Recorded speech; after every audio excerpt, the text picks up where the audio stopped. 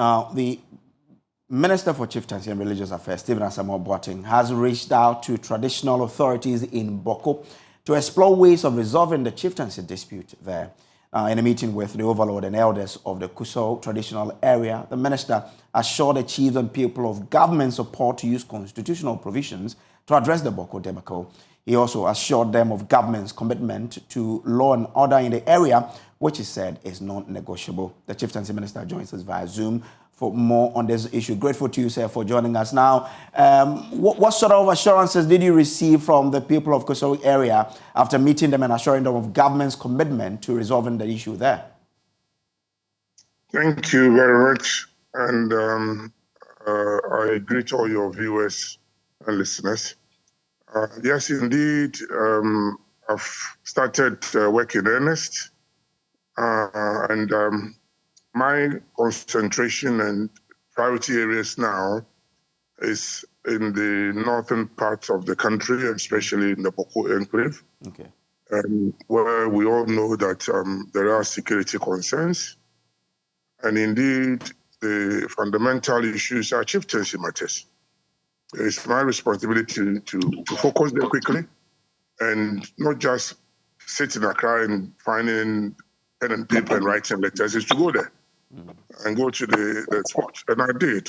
And it's been gratifying to note that the people have received me with open arms. And so, yes, they've been very open, and the traditional councillor showed up, and there was packed palace. And we had a frank discussion. I had a frank engagement with them, which, as she rightly said, I pointed out that the number one priority of a government is law and order.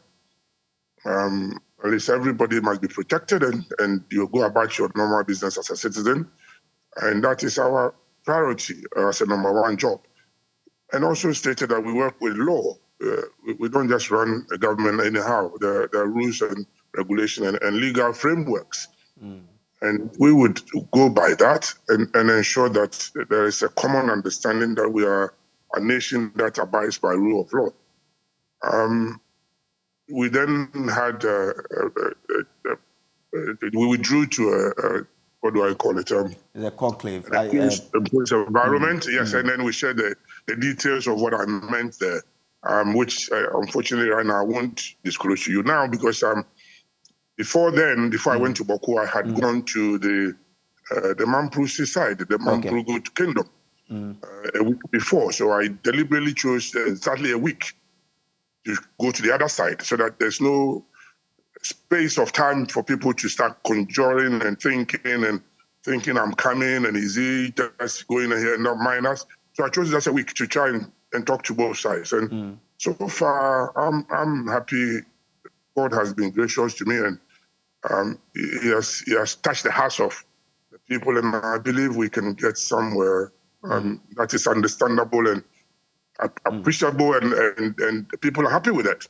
Now, what sort of assurances did you receive that makes you believe that you will be able to get this, done with? Well, I don't know whether you know the way I work. I don't just show up on the day of the activity. I do background work. And so before I went to Bawku, I've been talking to them. Before I went to Naroligu, I've been talking to them. Before I go anywhere, I try and engage. So you have a feel, you have that relationship. And so I had a good sense that they are willing to find lasting solutions. And of course, there are areas that you must acknowledge that there will be sticking points at some point. And I did make it open in my presentation at the council that there will be challenges. There will be rough times. I hope we can smoothen it very quickly.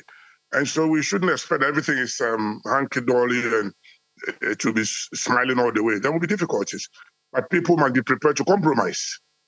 But in your compromise, I also acknowledge, and I said it to them, that I would also be very frank that you don't throw away your core points that you came with so that your compromise becomes nothing for you. Okay. And I also pointed out to them that my ministry is a facilitator. I'm not the magician that can wave a wand and solve the problem quickly. I do my best and with an open heart and humility serve them. But I will make use of the institution of the houses of chiefs. Okay. Politicians we don't get involved too much. That's not our business. The chiefs know the customs. They know the reasons. They know more than we do.